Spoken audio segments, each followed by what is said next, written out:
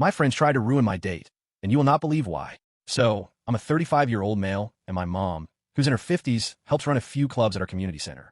About a year ago, Clara, who's 43, joined one of these clubs.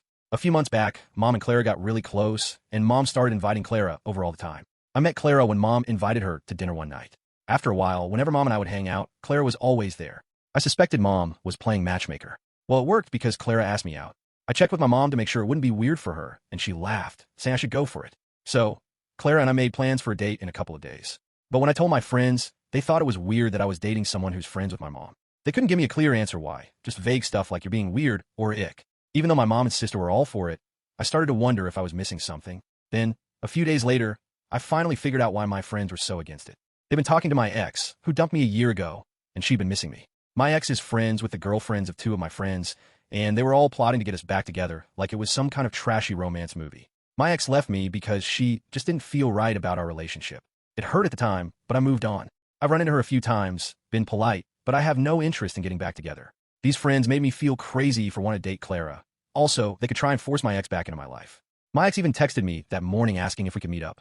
I told her I wasn't interested and wanted to keep my distance. I'm also distancing myself from the two friends who were playing along. On the plus side, I was really looking forward to my date with Clara. Dinner, drinks, and a walk through town. And, good news, the date went really well. It was the best first date I've ever had. We even planned a second date.